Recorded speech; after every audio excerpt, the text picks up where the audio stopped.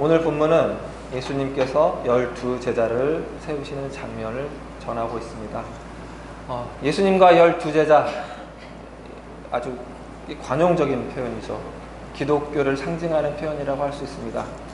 예수님 그러면 12제자가 떠오르고 12제자, 12명 그러면은 예수님이 당연히 이렇게 딱 떠오르죠.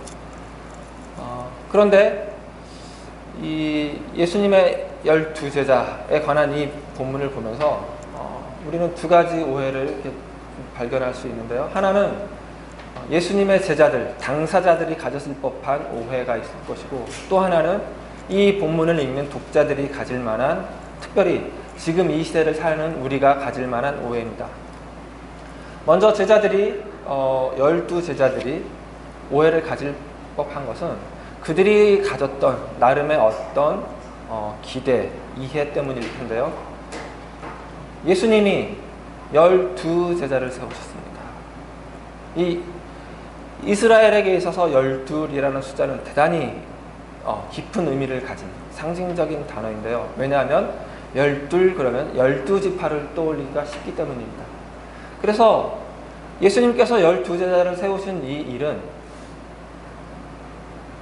많은 이 일을 전해들은 많은 이스라엘 사람들뿐만 아니라 그 당사자인 제자들에게 대단히 정치적으로 해석이 되었을 것입니다. 왜냐하면 지금 이 시대 이 상황은 12지파 가운데 제대로 남은 지파는 유다 지파밖에 없는 상황이기 때문입니다. 그런데 12제자, 12지파를 상징하는 12제자를 세우셨으니까 그렇다면 이스라엘을 회복하겠다는 선언이 아니신가? 라고 충분히 생각할 수 있기 때문입니다. 그리고 이 12제자를 세우신 이 장소는 갈릴리 바다 옆에, 오늘 본문에는 산이라고 되어 있지만 실제로 이 지역에 가보면 언덕 같은 정도라고 합니다. 그런데 이 갈릴리 바다 주변에 있는 언덕들은 많은 혁명 지도자들이 그 혁명 세력을 규합하고 혁명하기로 다짐하는 데 사용되었던 장소였습니다. 그런 장소에서 12지파를 상징하는 12제자를 세우셨으니 얼마나 이게 정치적으로 다가왔겠습니까? 그러나 이건 분명히 말씀드리지만 제자들이 가졌던 제자들만의 오해입니다. 예수님께서 12제자를 세우신 이유는 따로 있을 것인데 그 이유는 오늘 설교 후반부에 가면서 자연스럽게 알게 될 것입니다. 그리고 지금 그로부터 2000년이 지난 지금 이 시대를 살고 있는 우리가 가질 수 있는 거의 당연한 오해는 뭐냐면요. 이 본문을 보면서 우리가 가장 집중해서 보게 되는 대목은 이 제자들이 전도도 하고 그리고 귀신을 내쫓는 권능을 갖게 되었다는 사실을 주목하게 될 수밖에 없다는 것입니다. 지금 우리는 복음 전파 혹은 복음 전도가 신앙을 실천하는 가장 중요한 요소라고 강조하는 복음주의 시대를 살고 있기 때문입니다. 그렇게 복음을 전파하는 데 있어서 어떤 권능, 귀신을 쫓아내는 병을 고치는 권능이 있다면 가장 좋을 것이고 나에게 그런 권능이 있으면 좋겠다는 마음을 수시로 갖게 되기 때문입니다. 그래서 이 본문을 보면서 제자들은 모든 것을 다 버리고 예수님을 쫓으니까 이런 권능도 갖게 되는구나, 그런 마음을 갖기가 쉽다는 것이죠. 그리고 어떤 본문에 보면은 어떤 사본에는 이 14절에 이에 12를 세우셨으니, 그리고 예수님께서 이들을 사도라고 이름하셨다, 사도라는 이름을 주셨다라는 내용이 있는 사본이 있고요. 또 어떤 사본은 15절에 귀신을 내쫓는 권능이라는 이 표현 앞에 병도 고치고 병들을 고치고 라는 것이 붙여져 있는 사본도 있습니다. 그러니까 이런 사본들을 종합해서 보면은 우리가 정말 이 12제자는 예수님께서 사도라는 지위를 허락하시고 또 사도적인 권능까지 허락하셨구나 라고 주목하기가 쉽다는 것입니다. 그러나 이 마가복음 이야기에서 그 어떤 장면에서도 사도적인 지위, 사도적인 권능을 발견할 수 있는 대목은 없습니다. 마가복음이 끝날 때까지 없습니다. 약간 이건 스포일러 같은 건데요. 이 마가복음에서 12제자는 끝까지 핵고구마입니다. 이 제자들이 하는 말을 보면 답답해 죽습니다. 그러니까 오늘 본문에서 제자들이 가진 그 권능 나도 갖고 싶다라고 생각한다면 그건 오해라는 것입니다. 마가가 의도한 것이 절대 아니라는 것입니다. 당장 우리가 지난주에 살펴보았던 예수님께서 당신이 메시아인 사실을 감추신 것, 비밀로 하신 것, 메시아 비밀, 메시아 은닉을 유지하려고 애쓰셨던 이유가 뭐라고 했던지 기억하시나요? 그 메시아라는 사실을 드러내려고 했던 귀신들이 그 예수를 보고 어떤 인격적인 굴복, 인격적인 수용, 인격적인 믿음에 의해서 당신은 하나님의 아들이시니이다, 당신은 하나님의 거룩한 자신이다 라고 외친 것이 아니라 단지 영적 세력이 만났을 때 기계적으로 외쳐지는 어떤 자기가 만난 세력보다 열등한 위치에 있음을 확인하는 기계적인 행위라고 했었죠. 그거에 의한 부르짖음이었다고요. 그리고 그 부르짖음은 마치 병든 자들이 아직 나음을 받지 못한, 고침을 받지 못한 병든 자들이 예수님을 병을 고칠 수 있는 힘의 근원 정도로만 보고 그 예수님을 만지면 나도 낫겠다고 그런 마음을 가지고 막 밀어붙이고 했던 것과 다를 바가 없었다는 것 살펴보았었죠. 그 상황에서 예수님이 잠잠하라, 내가 하나님의 아들이라는 것 드러내지 말라고 하셨던 그 말씀은 나는 너희의 기대에 충족시켜주러 온 것이 아니다. 너희가 만들어 놓은 이 메시아 상대로 내가 온 것이 아니다. 라는 선언과 다를 바 없다는 것까지 살펴보았었죠. 그런데 이 대목에서 우리가 놓치지 말아야 될 것은 뭐냐면 예수님이 그런 오해하는 자들, 그런 자기들의 나름의 선입견을 가지고 예수님을 대하는 자들에게 예수님이 설명하지 않으셨다는 것입니다. 설득하려고 하시지 않으셨다는 것입니다.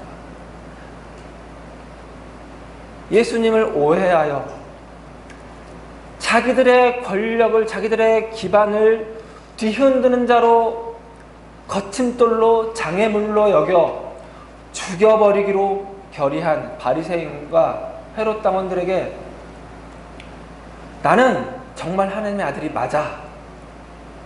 내가 와서 세례를 받았을 때 하늘이 갈라지고 성령이 비둘기처럼 임하고 하늘에서 이는 나의 사랑하는 아들이라는 소리가 들렸어 라고 말하지 않았다고.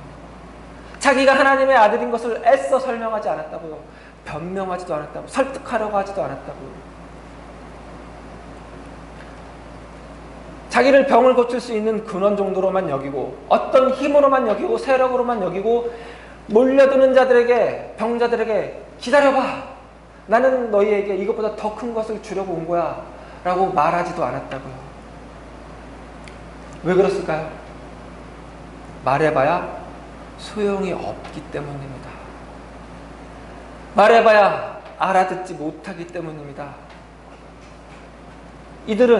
예수님이 만나는 이들은 예수님을 대적하거나 예수님을 좀 모르는 정도의 사람이 아니라 예수님이 이 땅에 오셔서 만나는 모든 사람입니다. 한 사람 예외 없이 모든 사람입니다. 이들은 예수님이 하나님의 아들인 것을 절대 알아보지 못합니다. 끝까지 알아보지 못합니다. 예수님이 하시는 설득을, 예수님이 하시는 말씀을 절대 알아볼 수 없습니다. 이들은 보아도 보지 못하는 자들과 같고 들어도 듣지 못하는 자들과 같습니다. 이 지점이 오늘 본문을 필요로 하는 지점입니다. 그래서 예수님이 12제자를 세우신 것입니다. 예수님이 12제자를 세우신 목적이 14절과 15절에 간략하게 나와 있는데요. 이는 자기와 함께 있게 하시고 또 보내사 전도도 하며 귀신을 내쫓는 권능도 가지게 하려 하심이로라 라고 기록이 되어 있습니다. 그래서 우리가 볼 때는 예수님이 제자들을 세우신 목적이 세 가지인 것처럼 보입니다. 자기와 함께 있게 하시고 전도도 하게 하시고 귀신을 내쫓는 권능을 갖게 하시고, 이렇게 세 가지처럼 보이죠. 그러나 세 가지가 아닙니다. 원문을 찬찬히 살펴보면은 하나입니다. 그 이유는 예수님이 12제자를 세우신 가장 근본적인 첫 번째 단 하나의 목적은 자기와 함께 있게 하시려는 것입니다. 나머지 두 개, 보내사 전도도 하고 귀신 내쫓는 권능도 갖게 하는 것은 자연스럽게 따라오는 부차적인 것입니다. 귀신을 내쫓는 권능, 우리는 이 권능에 당연히 관심을 가질 수밖에 없지만 이것은 정말 말 그대로 부가적인 것입니다. 아까 전에 어떤 사본에는 이 제자들에게 사도라는 별칭을 허락하셨다고 하셨죠. 사도라는 말은 보내심을 받은 자라는 뜻입니다. 지금 우리 시대에 대사, 특사라는 정도로 다시 바꿔서 쓸 수 있을 것입니다. 그러나 이 대사, 특사는 약간 의미를 지금 이 시대에 갖는 사도라는 말이 갖는 의미를 다 반영하지 못하는데요. 이걸 그나마 충실하게 반영할 수 있는 단어는 옛날 왕조 시대에 다른 나라로 보내졌던 사신이라는 말이 더 적합할 것 같습니다. 우리 조선시대에 생각해보죠. 조선시대에 명나라에서 사신이 오면 온 나라가 바짝 긴장했었습니다. 명나라에서 사신이 오면 조선의 최고 권력자인 왕조차도 긴장하고 이 사신의 비율을 맞추기 위해서 노력했습니다. 왜일까요? 명나라가 강대국이기 때문이죠. 상대적으로 조선은 군사적으로나 경제적으로나 여러 가지 면에서 열등한 위치에 있는 약소국이었기 때문입니다. 그런데 조선의 왕이 명나라의 사신의 비위를 맞춘 이유가 명나라의 사신이 탁월하고 어떤 뛰어난 능력을 가졌기 때문일까요? 그렇지 않죠. 명나라에서 가장 찌질한 자가, 가장 보잘것없는 자가 사신으로 왔다 하더라도 조선의 왕 입장에서는 감히 그를 기분 나쁘게, 기분 상하게 할 수가 없었을 것입니다. 왜냐하면 그는 명예 황제가 보낸 사신이기 때문입니다. 예수님이 제자를 보내시죠. 사도입니다. 사도로 보내시죠. 귀신을 만났다고 쳐봅시다. 귀신이 그 만난 사도를 보고 어떻게 해야 될까요? 예수님께 반응했던 것과 다를 바 없는 반응을 보여야 했을 것입니다. 왜냐고요? 그 사도들은 예수님이 보낸 자이기 때문입니다. 그러니까 귀신을 내쫓는 권능을 가지게 하는 것에서 제자들은 뭐 특별히 할 게 없습니다. 귀신을 쫓는 권능을 갖기 위해서 제자들이 40일 금식 기도를 한다거나 그럴 필요가 없습니다. 그냥 단지 예수님의 제자이면, 예수님께서 보내신 사도이면 되는 것입니다. 예수님과 함께 있는 것으로 모든 조건이 충족되는 것이죠. 그런데 전도는 약간 조금 더 양상이 다릅니다. 우리는 전도를 예수님 믿으세요? 구원의 확신 있습니까? 예수 믿고 구원 받으세요. 예수 믿어야 천국 갑니다. 라는 말을 하는 것을 전도로 알고 있죠. 그러나 이 시대 성경이 말하는 전도는 거기까지 나가지 않습니다. 천국이 가까이 왔다. 하나님 나라가 가까이 왔다. 그러니 돌이키라. 이죠. 이게 전도입니다. 복음 전파입니다. 이게 복음이기 때문입니다. 제자들을 보내사 전도도 하게 하려 하셨다는 대목은 제자들에게 하나님 나라가 가까이 왔다. 그러니 돌이키라는 말을 하게 하려는 것이겠죠. 그러면 제자들이 하나님 나라가 가까이 왔다는 말이 뭘 의미하는지 알아야 할 것입니다. 그냥 피상적으로 아는 것이 아니라 예수님께서 처음 말씀하셨던, 처음 선포하셨던 하나님 나라가 가까이 왔다라는 그 말씀을 하셨을 때 그 이해만큼의 이해를 가져야 할 것입니다. 그러려면 먼저 거쳐야 하는 단계가 있는데, 그건 뭐냐면 기존의 제자들이 가졌던 하나님 나라에 대한 자기들의 이해, 그리고 하나님 나라를 가져오신 예수님, 하나님의 아들 메시아에 대한 자기들이 가졌던 기존의 이해를 철저하게 깨트려야 합니다. 그 이해를 가지고 있는 한, 그 껍질에 둘러싸여 있는 한, 예수님이 말씀하시는 하나님 나라가 가까이 왔다는 그 말씀을 절대 이해할 수가 없으며, 예수님이 어떻게 정말 하나님의 아들이시며 예수님이 어떻게 정말 메시아인지 이해할 수 없기 때문입니다. 그래서 제자들에게 자기와 가까이 있게 하신 것입니다. 그러려고 12제자를 세우신 것이죠. 그러나 이미 말씀드렸던 것처럼 이들은 끝날 때까지 예수님이 하나님의 아들인 것을, 예수님이 정말 메시아인 것을, 예수님과 함께 하나님의 나라가 이 땅에 들어왔다는 것을, 하나님 나라가 가까이 왔다는 말을 이해하지 못합니다. 예수님이 죽을 때까지. 그러나 대신 그들이 가지고 있었던 메시아에 대한 기존의 관념, 하나님 아들이 오셔서 할 일에 대한 기존의 관념은 조금씩 균열을 일으키다가 예수님이 죽자 완전히 깨집니다. 왜냐하면 예수님이 오셔서 하신 일들을 그들이 목격하면서, 예수님이 하신 말씀들을 그들이 들으면서 예수님은 정말 하나님이 보내신 자인가 보다 라고 생각을 했을 수밖에 없기 때문입니다. 그런데 그 하나님이, 그 하나님의 아들이 메시아가 죽어버린 것입니다. 메시아가 죽다니 있을 수가 없는 일이죠. 균열이 갔습니다. 그러다가 예수님이 부활하시자 완전히 깨지고, 예수님께서 3년 동안 함께 하시면서 하셨던 말씀과 행적이 이런 의미였었겠구나, 이런 뜻이었겠구나, 정말 예수님이 하나님의 아들이 맞았구나, 정말 예수님이 메시아가 맞았구나 하고 깨닫게 되고 이해하게 됐을 것입니다. 그런데 이때의 이해조차도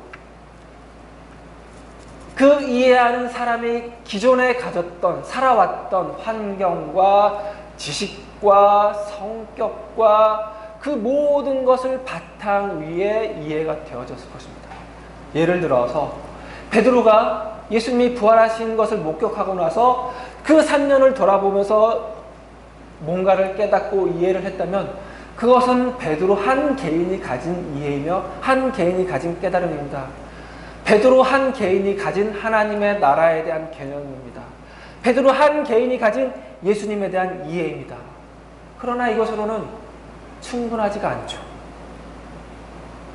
하나님 나라는 그것보다 훨씬 더 크고 예수님도 그것보다 훨씬 더 큽니다. 그래서 12를 제자로 부르신 것입니다. 그래서 12를 3년 내내 자기와 함께 지내게 하신 것입니다. 12명이, 물론 가룟 유다는 제외가 되었죠. 그리고 또 다른 한 명을 세워서 다시 12명을 만든 그 12이 함께 예수의 부활을 목격하고 다시 함께 3년을 돌아보며 자기 나름의 이해를 가지고 자기가 이해한 예수님, 자기가 이해한 예수님의 그 말씀, 자기가 이해한 예수님의 그 행적, 자기가 이해한 하나님의 나라, 자기가 해석된 하나님을 함께 나눴을 것입니다. 그러면서 함께 기도하고 그 이해를 함께 가지고 그 이해를 가진 공동체를 이뤄갔을 것입니다. 교회이죠. 그런데 이 12은 이스라엘을 상징하는 것이라고 그랬죠. 이스라엘 12지파를 상징하는 것이며 이스라엘 전체를 상징하는 것이기도 합니다. 그래서 예수님께서 12제자를 세우신 것은 이스라엘 전체를 부르신 것과 마찬가지인데요. 그러나 이것은 숫자가 12지파를 상징하는 12이기 때문에 그런 것일 뿐만 아니라 이 12제자로 부름받은 이들이 정말 다양한 사람으로 구성된 12이기 때문입니다. 이 제자들의 목록을 보면은 베드로부터 시작해서 가룟 유다로 끝납니다. 우리의 이 전통으로, 우리의 관습으로 이건 어찌 보면 당연한 순서라고 생각할 것입니다. 왜냐하면 베드로는 예수님의 수제자이기 때문이고 가룟 유다는 예수를 배반하여 판자이기 때문입니다. 그러나 성경에서 어떤 목록처럼 어떤 문장이던 단어가 이렇게 최소한 5 이상의 문장이나 단어가 이렇게 나열이 되면은, 배열이 되면은 한번 습관적으로 한번 해보세요. 맨 끝과 맨 마지막을 연결해서 하나의 연결고리를 찾아보세요. 그러면 그 연결고리가 바깥을 이루는 테두리가 되고 그 안에 있는 것들끼리 또 나름대로 어떤 같은 속성을 가지고 그 테두리에 수납되는 것을 알 수 있습니다. 첫 번째가 베드로고 마지막이 가룟 유다라고 있죠. 어떻게 예수님의 수제자와 예수님을 배반하여 판자가 연결이 되냐고요? 연결이 됩니다. 왜냐고요? 베드로는 예수님을 부인한 자입니다. 예수님을 부인한 자 베드로가 맨 위에 있고 예수님을 팔아제낀 자, 배반한 자가 맨 아래에 있어서 큰 테두리를 이룹니다. 그리고 그 안에 다른 제자들의 목록이 있는데 그 제자들을 보면 정말 다양합니다. 우레의 아들들, 성격이 급한 거죠.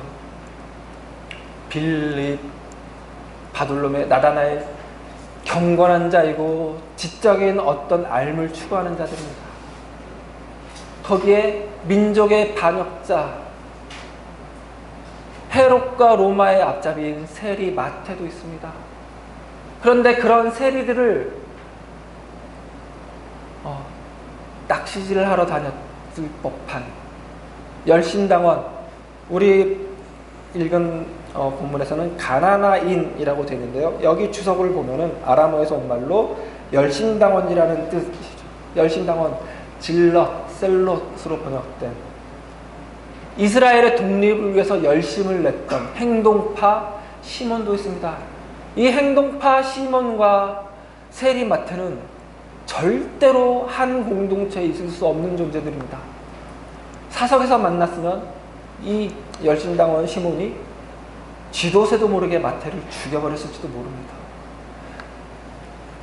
그러니까 이런 자들이 어떻게 같이 있을 수 있냐고요? 같이 있을 수 있죠. 왜요? 예수님의 제자의 그 테두리를 누가 이룬다고요? 예수님을 부인하면서 저주할 자 베드로. 베드로는 반석이라는 뜻인데요. 반석은 평평한 돌이죠. 근데 이 베드로는 평평한 돌이라는 데까지는 가지 않습니다. 그냥 돌입니다. 돌. 우리가 사람한테 돌 그러면 뭘 먼저 떠올리죠? 돌대가리죠. 그렇다고요. 그리고 예수님을 부인하여 파는 자. 이게 마지막 테두리를 이루니까 그 안에 있는 자들은 얼마나 다양한 자들이 섞일 수 있겠어요.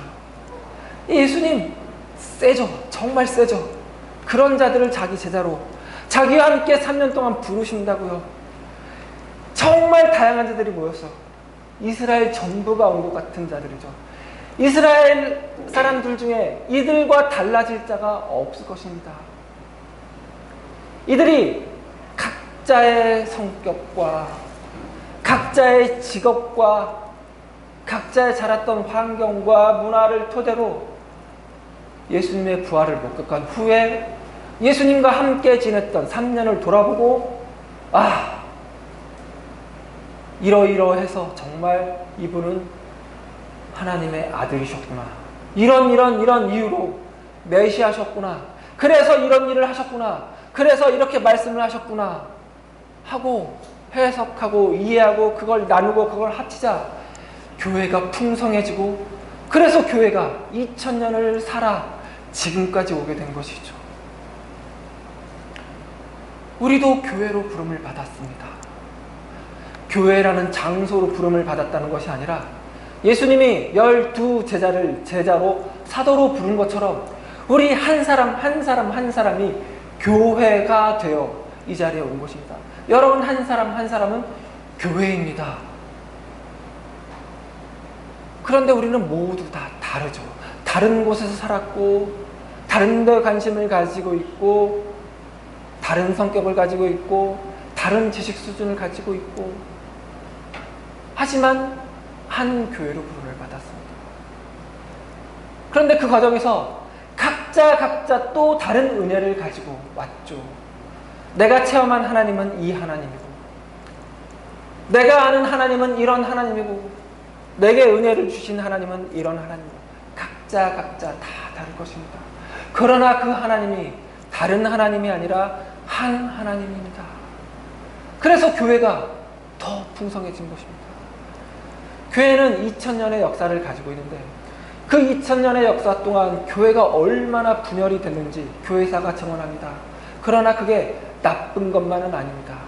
그렇게 분열된 만큼 그 분열된 교회들, 분열된 교단이 가졌던 이해만큼 하나님에 대한 이해가 더 확장이 된 것이며 하나님이 그만큼 더 크다는 것이 증거된 것이며 여전히 하나님은 우리가 아는 것보다 더 큰 하나님이라고 인정할 수밖에 없는 것이며 그래서 지금 우리 상황이 지금 이렇게 막혀 있고 이렇게 한정되어 있고 제한되어 있고 답답하고 우겨쌈을 당한 것 같지만 우리가 아는 것보다 더 큰 하나님이 우리 하나님이시니까 하나님 살려주십시오.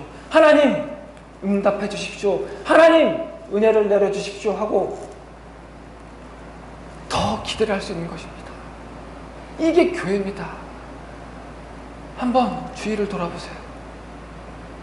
여러분과 같은 사람이 있는지 다 다른 사람이 한번 돌아보시라고요. 진짜로. 안 돌아보고 계십니까? 왜요? 이 사람이 진짜 교회라고 인정하기 싫어서요? 아니에요. 교회라고요. 그래서 감사하십시오. 지금 옆에 있는 여러분이 싫을 것 같은 사람, 교회를 인정하지 못할 것 같은 사람, 이 사람이 어떻게 교인이야, 이 사람이 어떻게 신자야 할 것 같은 사람 때문에 여러분의 하나님에 대한 이해가 더 커진다고요. 여러분이 하나님께 더 기대할 수 있고 하나님께 더 바랄 수 있고 하나님께 더 기도할 수 있게 해주는 사람들이라고요. 이게 우리 교회예요. 감사하죠. 자랑스럽죠. 하나님이 우리를 이렇게 교회로 부르셨고 이 공동체로 부르신 것입니다.